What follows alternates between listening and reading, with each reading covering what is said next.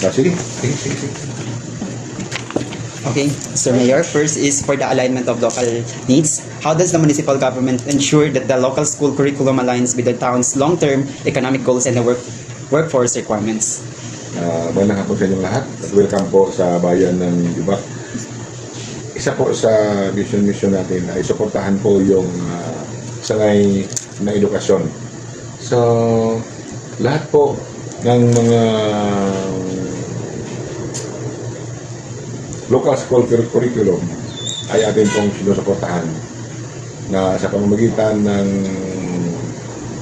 of course pagbibigay ng or pag-grant natin ng mga scholarship. Sa incoming first year, pag ma-qualified ka sa entrance exam at isa kang forest of the poor o yung tinatawag natin na indigent na mayroong sertifikasyon ng barangay na alam natin na mayroon kayong potensyal na makapag-aral doon sa hirap. Hinahirapan ka kaya mayroon tayong program dyan na binibigay sa 15,000 per semester sa public school at 10,000 sa public school. At yan po ay tuloy-tuloy pag mag-meet ninyo yung ordinance. Ang isa doon sa ordinance ay dapat mayroon kayong ma-maintain na grades.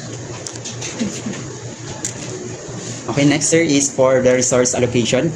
Beyond the Special Education Fund, what specific programs or incentives has the LGU initiated to support the enhancement of STEM, science, technology, engineering, and mathematics education in our municipality? Sa SAF, sa ngayong taon or by next year, siguro abot na tayo ng mga 6 million, 5 to 6 million na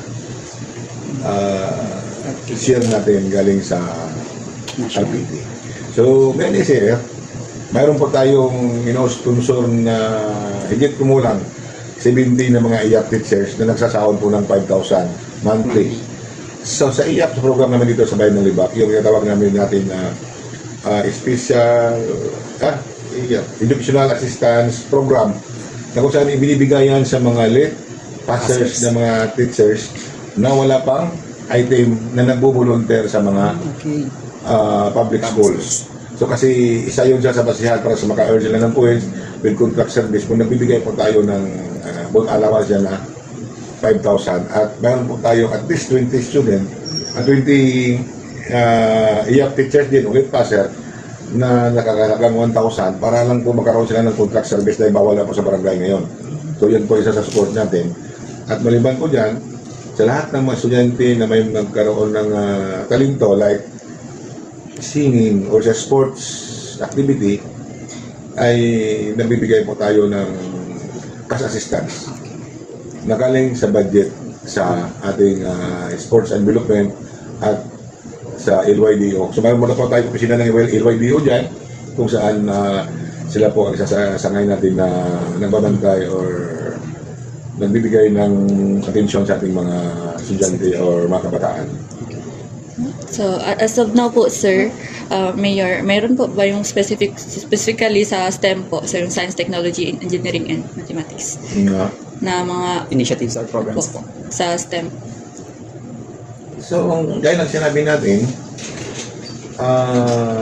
lahat po ay sinusuportahan, hindi lang po sa STEM, STEM or sa pag-STEM, may mathematics, Yes po. mayroong engineering. So, lahat po yan ay binibigyan natin ng support. Kasi, yun nga, hindi lahat ng mga pangailangan ninyo ay ma-provide ng mga parents ninyo na kung saan qualified kayo or mayroon kayong willingness na makatapos ng pag-aaral. So, nandyan po tayo na isa sa ating mission na sa panahon na may mandate tayo na supportahan lahat. Yung OJTs natin, Mayor, nag-deploy din tayo sa engineering. Marami nga tayo, kaya nga sinasabi ko kanina, anong mayroon bagong curriculum kayo na para ma-align natin sa mga programs namin. Kasi maliban sa on-job training, nagwi-welcome po tayo ng immersion. At pag mga kapatid tayo dito, ma-feel ninyo na feeling Libak employee na kayo. Maliban sa on-job training, mayroon pa tayong space. Yes. sa ngayon, meron pa tayong ilang estudyante yun. Hindi ko sigurado yung numbers niya. Kung nagsasahod sila ng 400 plus a day for 20 days or 30 days.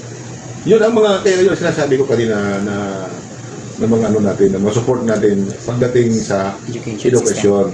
So, hindi ko rin alam sa mga bago ngayon kung may bago ba kayong mga approach sa mga subjects na sa curriculum ninyo na masabi natin na mabigay yung specific at masabi namin yung development plan natin sa munisipyo. Ano yung mission vision namin pagdating sa larangan ng edukasyon. For rest assured na lahat ay sinusuportahan. And the last one, sir, is for the sustainability. What policies are in the place to ensure that curriculum supporting projects such as the digital hubs or library enhancements remain functional and updated across the different political administrations? So dito sa atin ay bukas po araw-araw yung ating public library. Meron pa tayo. Pero ipaalam ko lang sa inyo na baka this coming months, 2 to 3 months, ay maging inconvenient kayo dyan sa aming library dahil ililipat namin siya ng lugar dahil magtatayo kami ng bagong munisipyo. Magtatayo tayo ng bagong isang malaking munisipyo at makabagong design Structure, yes. na bagong structure para po maging convenient ang lahat ng kliyente natin sa bayan ng Libak at sa kapitbahay natin sa Kalamansi. At itong sa digital hubs ninyo, sa ngayon meron pang dito sa isang ngayon opisina namin ay mayroon mga parang piloting pa na mayroon kayong research Open. about dyan sa isang ahensya. Like sa DE ngayon, when it comes to agriculture, ay madali nyo na lang malaman kung ano gusto nyo malaman dahil dinadahan-dahan namin. So, sa to say na pagdating natin sa STEM, sa engineering, or sa mathematics, Wala pa. ay wala pa. Pero yan po ang isa sa aming mga program leader na malagay sa bago nating building, sa bago nating at least some parts ng library para may access yung mga estudyante lalo na sa public schools in lagay ng eskisyo. At yan po ay para sa mga estudyante, hindi lang para sa mga tagalibak, hindi para din po sa kapitbahay o ibang bayan ng Sultan Kudarat na mag-aral po sa eskisyo. Yan po muna ang mga nakikita natin ng mga makabagong teknolohiya since hindi naman nahihinto yung mga technology na dumadating sa atin bawat araw. So, speaking of library po and mga digital hubs, ano po yung parang way nyo po of sustaining? For example, hindi na po kayo yung mayor next term and next ma-stop po ba yung project or yung program na yun or magpatuloy pa rin, ma-sustain pa rin po siya? I-assure po natin sa sunod na administrasyon na siyempre last term po natin ngayon na magkaroon pa rin po ang hindi po mawawala yung library since mandate yan sa atin sa national. Yes. And para sa kasiguraduhan ninyo, we will put into ordinance, sa local ordinance na dapat kahit sabihin natin lahat ng kailangan mo sa library, hindi ka na magbukas ng libro, tanungin mo lang si Mr. Google, pero dapat hindi pa rin nawawala yung ating library at i-improve po natin yan. At kung ano man ang mga bagong lumalabas ngayon sa mga technology, ay hindi po pahuli ang bayan ng Libak. Yes po. That's all lang. That's all. Thank you so much po. Allow us to introduce ourselves, bro. We are from the Sultan Kudarat State University, Kalamansi campus, taking the Bachelor of Secondary Education major in Mathematics. And now, this focus the community integration, grassroots support, and learner environment. First is the community curriculum link. In what ways does the Barangay Council collaborate with the local schools to integrate community-based problems or local history into students' learning experience? So dito sa kung paano ang barangay council mag-collaborate Yes. with the school, yung ginagawa ng barangay namin ng mga projects, may mga projects kami, then may mga activities din kami na Kasamang school. kasamang school po. Yun siyang Yes. Then next one is the learner support system. What specific barangay lead initiatives, like for example, study centers, free Wi-Fi zones, or remedial programs, are active to help students to meet their curriculum requirements outside of the school hours? Ang sa amin naman ito, wala kami mga mga free library, free wifi. Ang nandito sa amin yung mga lang, yung like para nagawa namin yung mga safety nila. Dito may safety naka-indicate. Hindi. No? Yes. Okay Yung lang. CCTV lang sa amin dito. Meron po ba tayong mga cash incentives sa mga students, learners? O ngayon sa SK, meron tayo yung yung mga gawang ordinansa. Pero doon na yung sa mga yung mga achiever. Okay. Yun, so far na-aprobahan na yun. And the last one, ma'am, is for the safety and accessibility. How does the barangay ensure that a safe and conducive environment for learners, particularly those who have to travel late or attend community-based learning activities?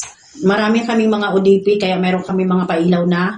And then meron din kami mga BFAT na always nag-duty during my school days. Okay. Yan po. Thank you po. Yun lang. So, good afternoon, Nay. Kami ay galing sa SKSU Calamansi Campus, BSed Mathematics.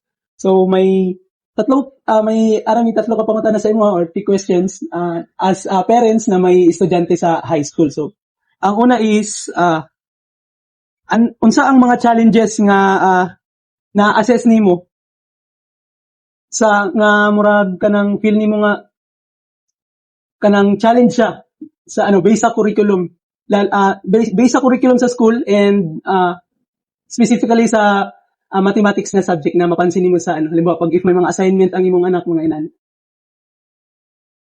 First question? Opo. Ang mga challenge, nagikan ko siya sa high school, nandun nag-college siya. Ganito kasi, worry gyapon ko kasi di ko balaan kasi first time na may math diri sa SKSU. Okay. Oo. Then, ginaano ko lang gyapon na ang akong anak, kung mag-math magin siya, at least kagustuhan niya, gusto niya, or paningkamutan niya na ang iyang subject. Okay. So, Makaya niya. Makaya niya ang subject. Okay, so question 2, English ko na lang po din talaga. Do you believe the current subject and skills being taught to your child are sufficient to prepare them for either college or immediate employment graduation? So, sa imuhang nakita te kanang ginatudlo karon sa eskwelahan, makita ba nimo nga ma-ready niya imong anak pag magpatong na siya college or pag makatrabaho siya? Oo, nakita na ako kasi as a mother, so nag-iisip niya po na ako nga pag matapos niya, at least makakuha siya umayong trabaho. So, pag matapos niya, kung ano ang gusto niya, magtrabaho siya o may eskwela pa siya. Pero nakita nimo nga prepared man imong anak po. Prepared man po siya, kaya nakita Okay. ko na ko ang iyang willingness. Okay. Kaya nga. At least prepared siya, nakita nimo and willing po siya sa iyang Oo, kaya nga. So, last question. How effective does the school communicate the learning competencies or goals of the curriculum to you so that you can monitor your child progress at home? So, unsa ka effective ang mag-communicate ang school sa imuha nga makita nimo ang progress sa imong anak kung naa na siya sa balay.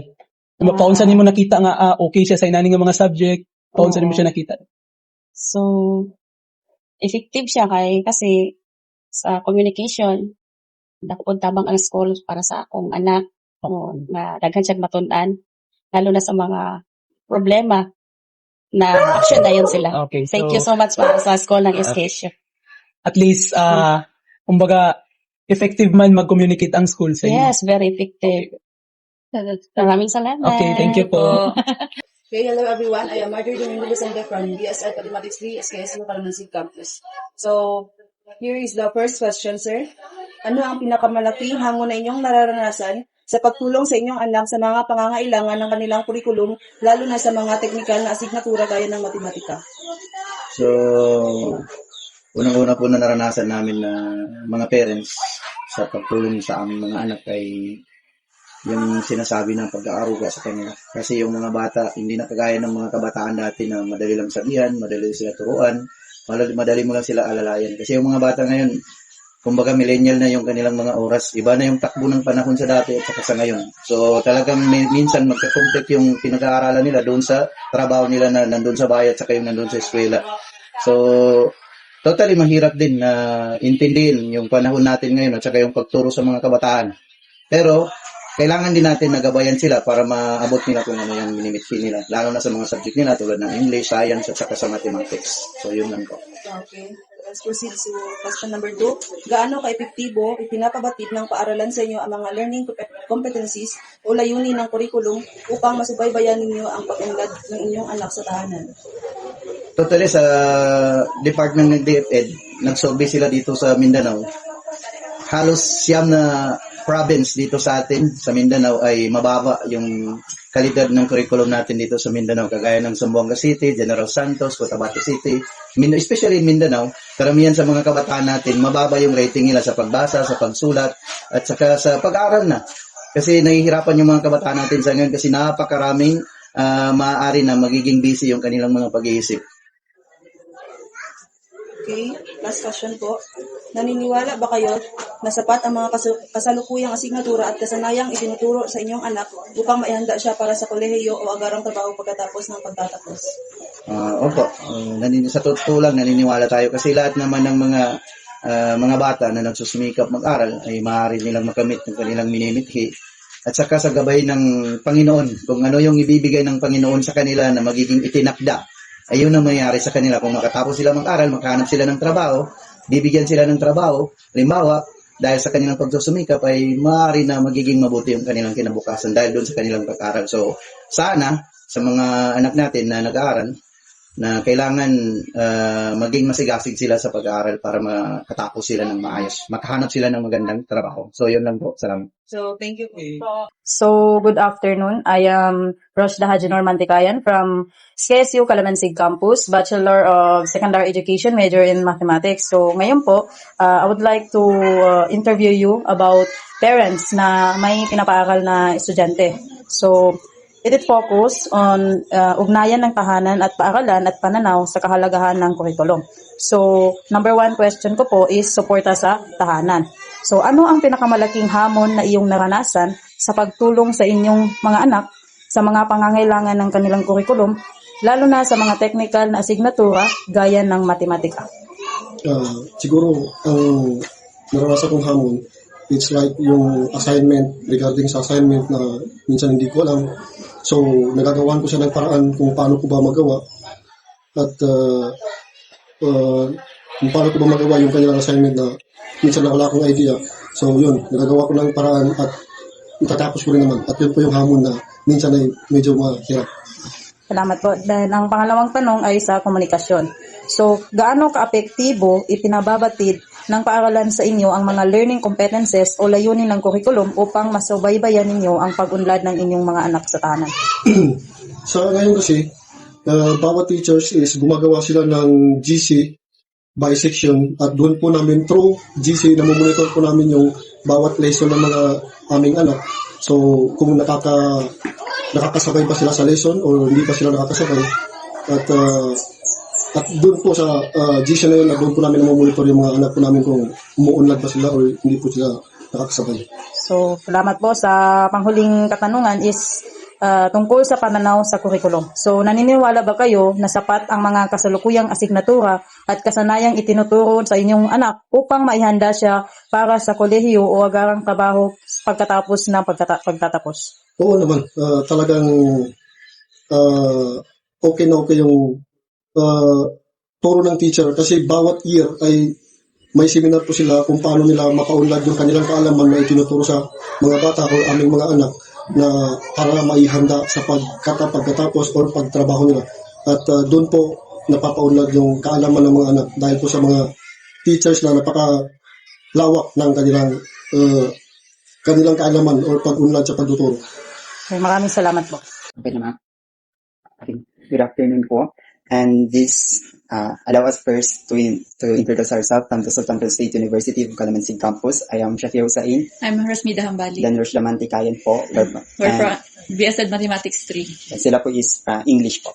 Okay, first is the focus of these questions po is the instructional leadership, implementation, and evaluation. First is the contextualization and localization.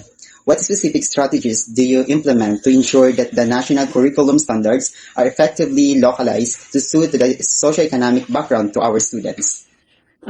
Actually dito sa yung tinatanong niyo dito, specific strategies. At dito sa school kasi, ang daming programs. So, ina-align ko ito according sa ano ng bata. Kung saan siya pwede. Yes po. In every program kasi, mayroon yan sila specific talaga na, Yes po, role. like, example natin, sa Science, Technology, and Engineering program namin. So, una yan, mag-identify muna kami sino yung qualified na Yes bata na ipasok doon sa STA. So, first na procedure is conduct ng interview muna doon sa interested applicants na yung mga bata. Dala-dala nila ang kanilang requirements kasi before that, nag-post kami sa Facebook ng mga requirements kung anong dali ng bata at saan dapat iiwan yung requirements pag mag-apply sila. So, marami sila. Pagkatapos ng interview, ano na kami ng date ng kanilang entrance exam. So, mayroon ding requirements sa grade na hindi pwede magbaba ng 85. Yung grade ng bata, especially sa math, science, at saka English. Ganun.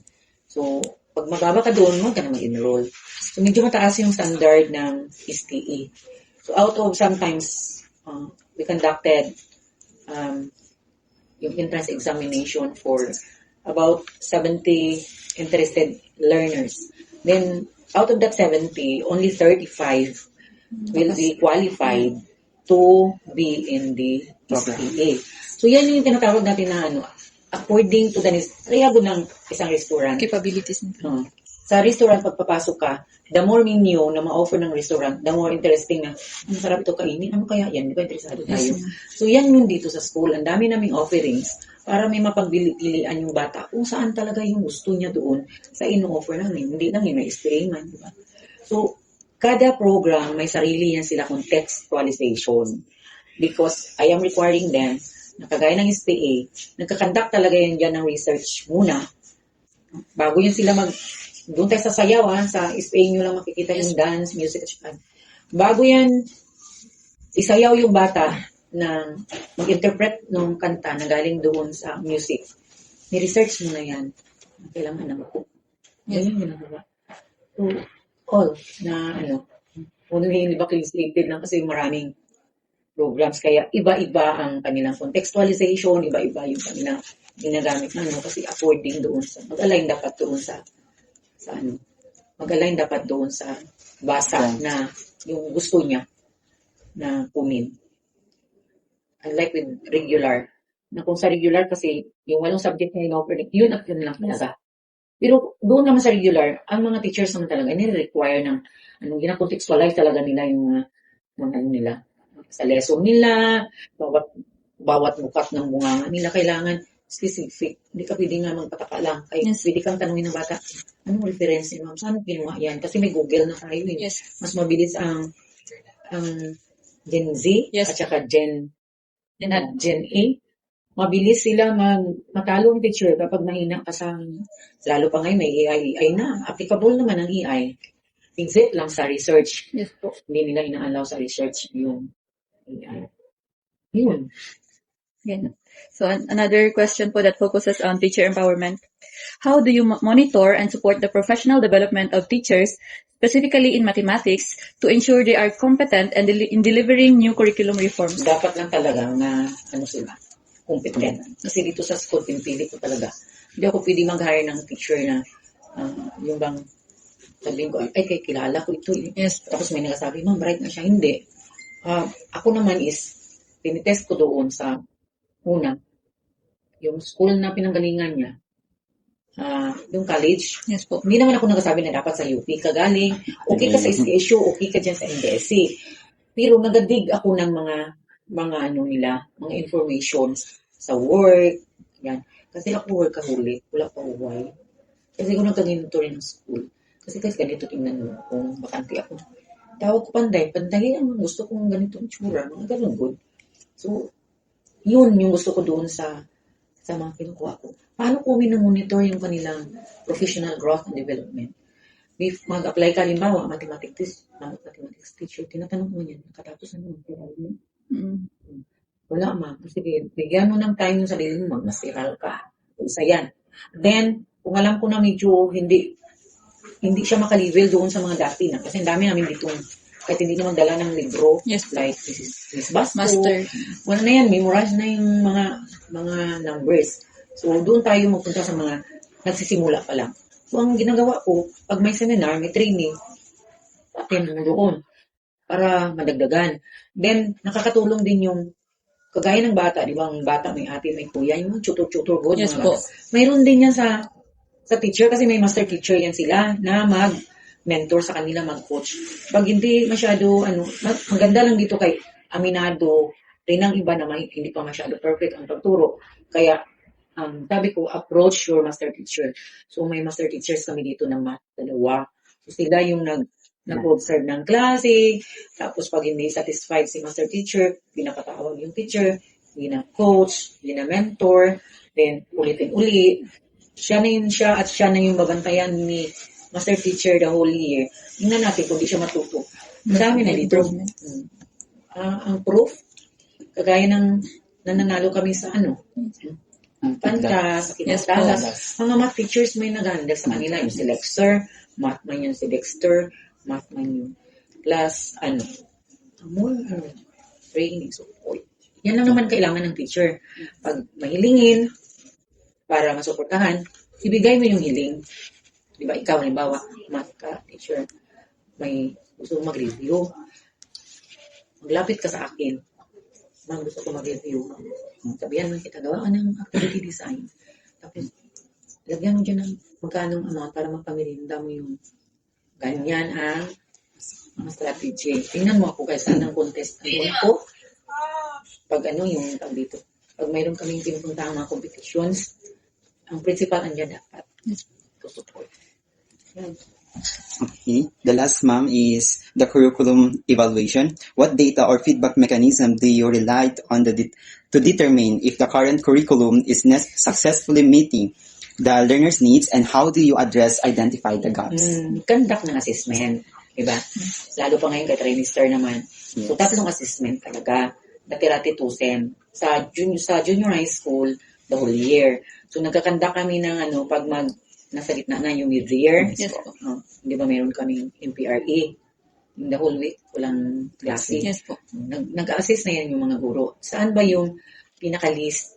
Yun ang kinukunan kasi yung mga medyo mataas na yung hindi na namin masyado pinupukusan. Doon ka sa mababa. Saan ang gulo or subject pa sila mababa? Learning area mababa. Yun ang kinukuha namin. Then, tingnan nyo may aral. Sa assessment namin yan, yung sa senior high school, sabi natin, grade 11, to tell you, sa assessment ng national, sa senior high school namin sa math, ang nakapasa lang talaga is 5 out of 400 plus. Na, you see? That is national assessment. That's why, andito sila, wala man sila choice. Sabi ko, mag-inarte, para mo hindi ka kung kamukha bagood, pag magsimula naman sa June. Kaya andito sila. The same thing with English. Nahirap kaya ng English. Naglabas doon sa assessment namin yung mga Gen Z ngayon. Mabilis kayong magbasa. Marunong kayong magbasa. And ang pinaka-problema is, wala kayong reading comprehension. Yes po. Yun. No? Kaya yun ang lumabas sa assessment. Ngayon dapat, pag magbasa ka, kahit malumanay lang, basta na yung chindihan mo yung ginabasa mo. O yan. So, assessment ang sagot dyan sa number 3. Curriculum evaluation. That's all, ma'am. That's it. Wala na? Opo. Thank you. Mayawan naman. Good afternoon, sir. My name is Janvin Eslactus, together with my partner, Renjeng Laute. We are from BSN Mathematics 3 of Sultan Kudarat State University, here to conduct our interview. We have 3 parts in our interview, which is contextualized instruction, differentiated learning, and student engagement. Number 1 is contextualized instruction. What strategies do you use to connect math concepts to students' daily lives and local community contexts? Okay, in my class, I am usually yung contextualization ay nangyayari through the contextualized examples. So I usually connect examples using the community setup as well as the current events. For example, may mga instances na yung examples natin ay gumagamit ng napapanahong issue like HIV cases, ganyan. Nung pandemic, lalo na yung pandemic, mga pandemic cases, ganyan. Then also sa livelihood, mga income, mga ganyan. So ginagamit siya na example. proceed tayo sa question 2, sir. Second question is differentiated learning. How do you adjust your math lessons to meet the needs of learners with different abilities and learning styles? Okay.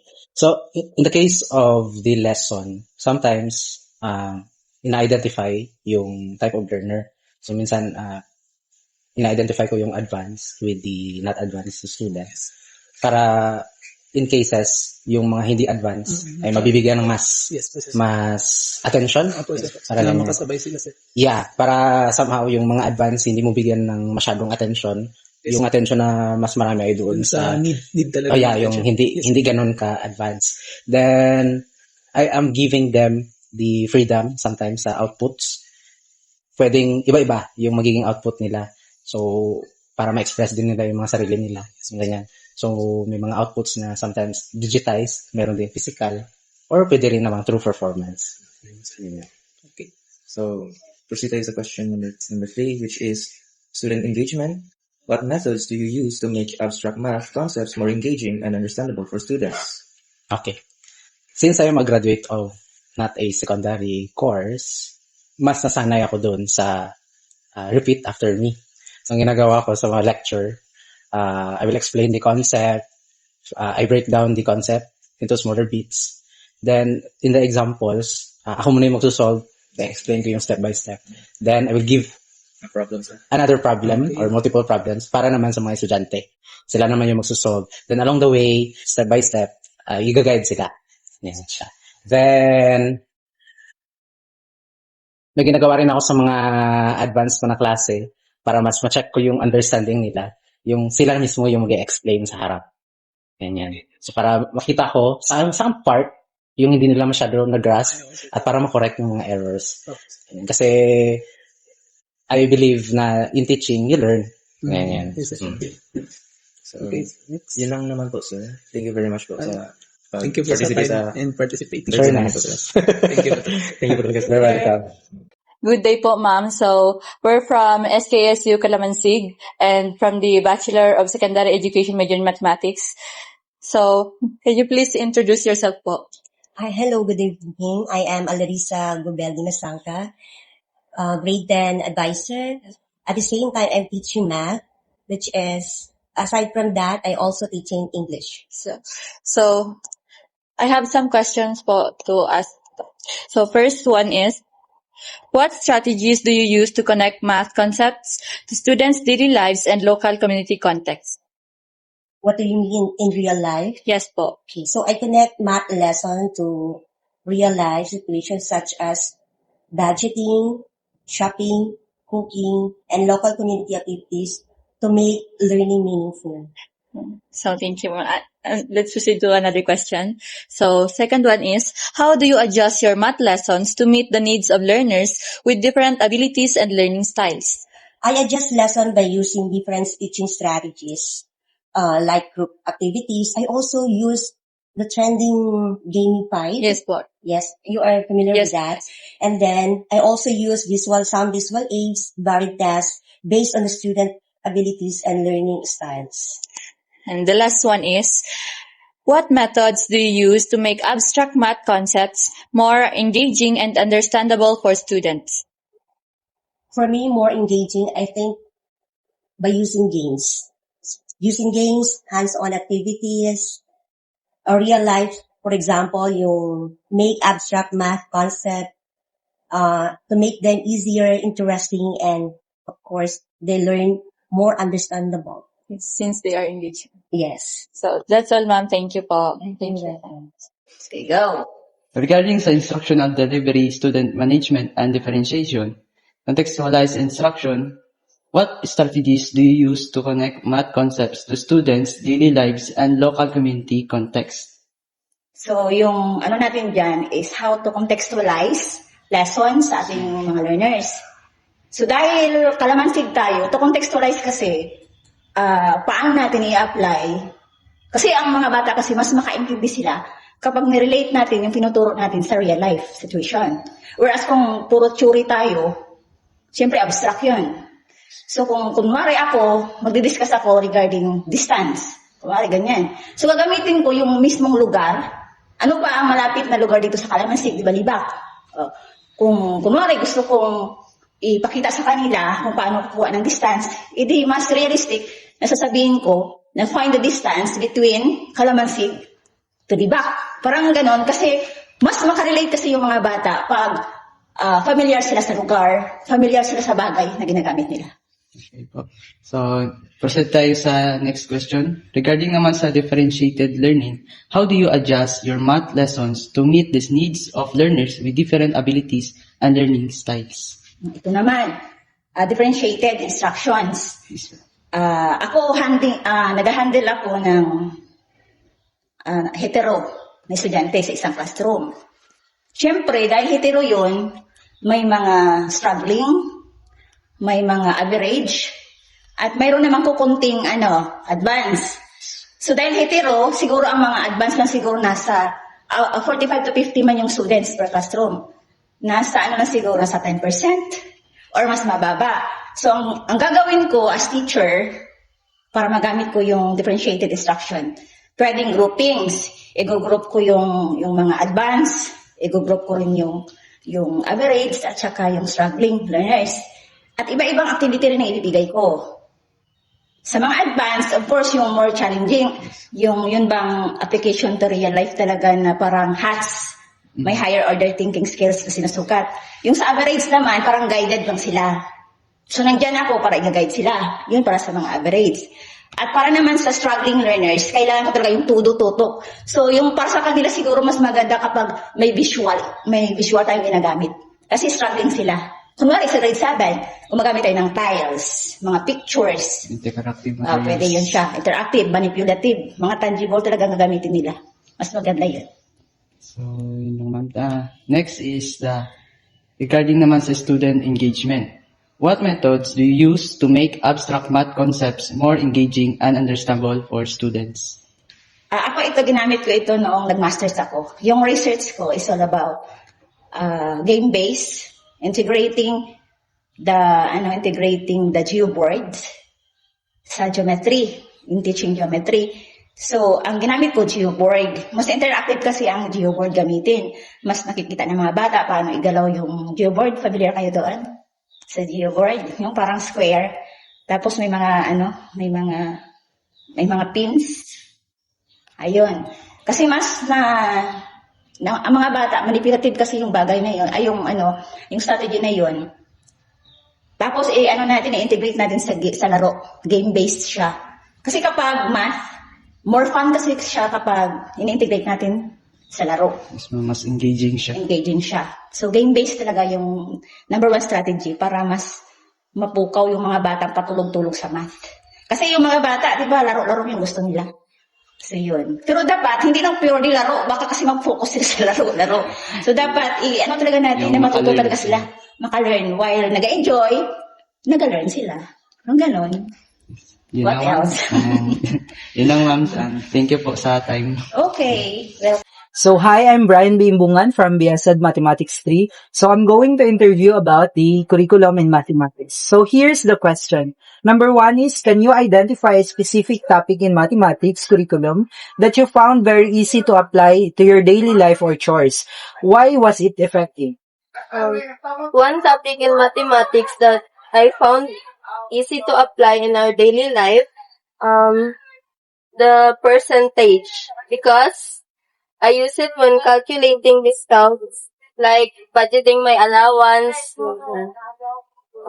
dividing expensive. It was effective because the examples given by our teacher were connected to real-life situations, making the lessons easier to understand and remember. So number 2 questions. How well do the current teaching methods and learnings material like modules or software help you understand the most difficult parts of your lesson? The current teaching methods that learning materials help me understand is understand the difficult lessons because teachers provide step-by-step explanations and examples. Modules and visual presentations also make the lesson clearer, although sometimes additional practices activities would help improve understand even more. So, number 3 question. Do you feel that your interests and career goals are considered in the way lessons are taught in the classroom? Yes, I feel that my interests and future career goals are considered in the way lessons are taught. Some activities and examples are connected to real life jobs and situations, which motivates me to participate and learn more actively in class. So, thank you. Yun. So, hi, I'm Brian Bimbungan from BSED Mathematics 3. So, I'm going to interview about the curriculum in mathematics. So, here's the number 1 question. Number 1 is, can you identify a specific topic in mathematics where you found very easy to apply to your daily life or chores? So, why was it effective? For me, addition, if magbakal ka sang food sa public, ginagamit ang addition, subtraction, or multiplication to assist your daily necessities. Okay, number 2 question is, how well do the current teaching methods and learning materials like modules or software help you understand the most difficult parts of your lesson? In solving, pag sometimes mabilis ang explanation ng teachers or hindi makakope up sa lessons, nag-ask ng help through AI para maintindihan mo kung paano na-solve. Number 3 question is, do you feel that your interests and career goals are considered in the way lessons are taught in the classroom?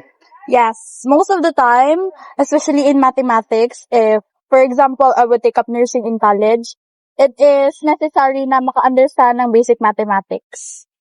So, number 1 question is, can you identify a specific topic in mathematics, curriculum that you found very easy to apply into your daily life or chores? So, why was it effective?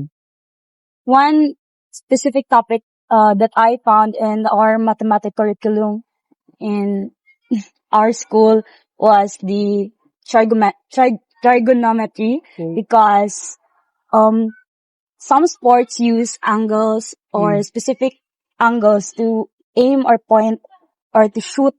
As for example, like basketball, there's soccer. You have to aim for the net to score a goal, and what else? Golf that uses angles. So yeah, that. Okay. So, number 2 question. How well do the current teaching methods and learning materials like modules or software help you understand the most difficult parts of your lesson? I think modules do help us students learn those mathematical questions much effectively than online or softwares, because having a physical book or modules keeps your mind active and not distracted about the online things that are on our phones or Okay. So, number 3 question is, do you feel that your interests and career goals are considered in the way lessons are taught in the classroom? I think so. I think I will be pursuing engineering and learning those mathematic topics early on this stage on my junior high school journey is very effective on the career that I'm pursuing. So yes, I think it's very helpful. So that's all. Thank you. Thank you. Kailangan ng kunin ninyo, no? Yes po. At saka kuwan, sir. Ano pangalan? Hindi na po, sir. Number lang po talaga sa students, teachers. May data po kayo ng master teachers, sir? Kung ilan po ang master teachers ng LL po? Okay, attendance man namin ito, Okay lang po, sir. Pwede na po yan, sir. Ang sa classroom po, sir, kung ilang classroom po sa LL po, meron po? Classroom? Yes po. Sa junior is 58 yan ang room. Sa junior last year, yung 25 Yes po. Tapos sa senior na naman, tingnan ko mo sa senior ba? Quanto talaga yan? Hindi na kayo magbalik bukas. Hindi na, sir. Pang 4 days na namin nagbalik-balik, sir. Kasi kabilangin po kasi ang pagkakalang senior junior 58 yan yun sa section na sa Kwan rooms.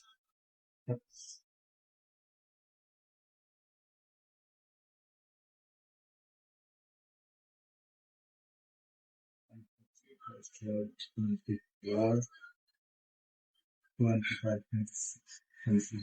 29 lahat ang kwan doon sa senior. Yes po. Thank you, sir.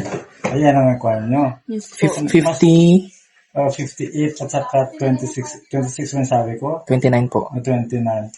Tapos sa master, ang sundat lang. 58 po sa junior and 29 po sa senior. Senior. Thank you, sir.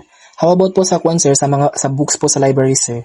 Ay, nandun si ma'am doon na pasok ko sa library. Yes po. Yes po, sir. Thank you, sir. Diyan po. Si Ma'am Ruasa. Taga-Kalamansig din yan. Ma'am Ruasa. Ma'am Rosa. Ayan o. Okay po, sir. Yes po, Punta na sir. kayo doon kay mamaya magkaroon. And sa kwento po, sir, sa student per classroom po, ilan po ang student per classroom niyo po, sir? Wala, hindi ko talaga memorize talaga yan kasi sa grade 10 last year, 45 yan ang mga kwan. Tapos sa grade, hindi ko talaga master yan yung mga estudyante. So, ang kwan, sir, kumbaga 40 to 45 students O per yan, classroom sa po. grade 10 yan mga ganyan. Bawat Pero sa grade 7, minsan tag 50 students yan per class. Maabot Ang maximum po po. ba ng 60? Meron din yan. Pero hindi lahat na 60 yung kwan. Yung kwan, minsan tag 50 plus din ang kwan yan. Yes po. Nasa 45 ang minimum po ng bawat classroom po. Yes. Sige, sir. Yan. Tapos 60 po ang minimum. Thank you, sir. How about po sa chairs po ng bawat classroom? So, 15 na rin po. Parang ganun din. Parang ganun sa- Ganun din karami sa estudyante. Ilang kantin po meron po kayo dito, sir?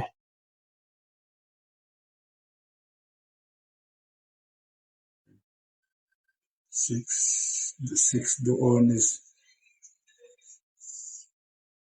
mga 15. 15 po. 15. Thank you, sir. That's all po. 46. Number of teachers sa junior is 86. Then senior teacher is 46. How about po yung mga non-teaching, sir? Yung mga sa faculty po. Seven lahat sa admin. Thank you po. Ano po, tapos may yung mga specific po na subject like math po, sa math po. Yung general niya. Ito. Kunin niyo yung ano. Pero mostly kasi hindi ito sa amin ang encyclopedia. Pero okay naman siguro, no? Yes po. So yung na-record na yun.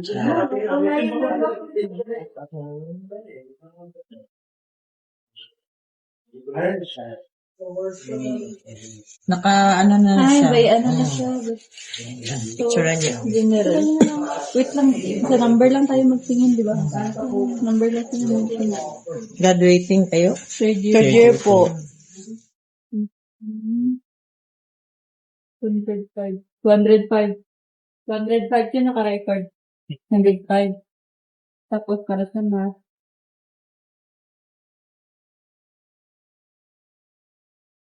Foreign.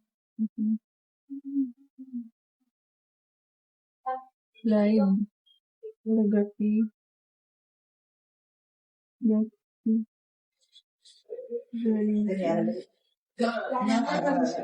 Parang yun ang ating. Walang mathematics. Mathematics yan at yun. Pati English po.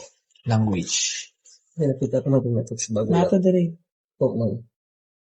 Pero ano na eh. Daw gamay na ata ang language.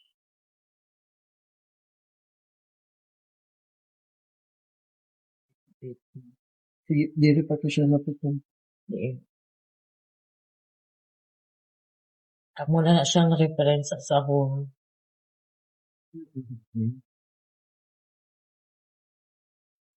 Pwede pa kami yan. Sure. Take your time na.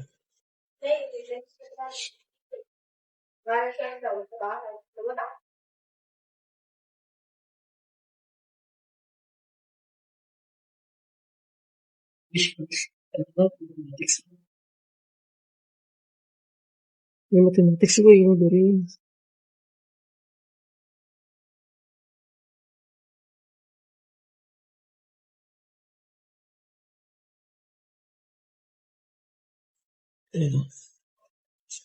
Saan ito mo? Wala. Wala na dali, ma'am. May mathematics yun. Yun na yung ano, check nyo doon. Mathematics mo. Check nyo doon sa reference. Lahat na yun.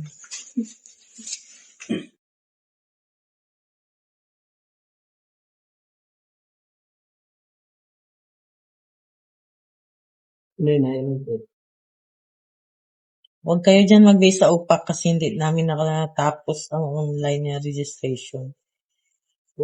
Reference ka na lang mag-focus.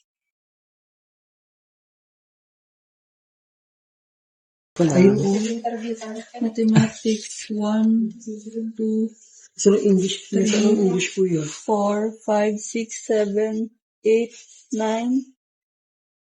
9 sa math. 9 sa math. Ulit natin. 1, 2, 3, 4, 5, 6, 7, 8, 9, 10, 11, 12, 13. 13. Review natin ulit. 1, 2, 3, 4, 5, 6, 7, 8, 9, 10, 11, 12, 13. 13 sa math.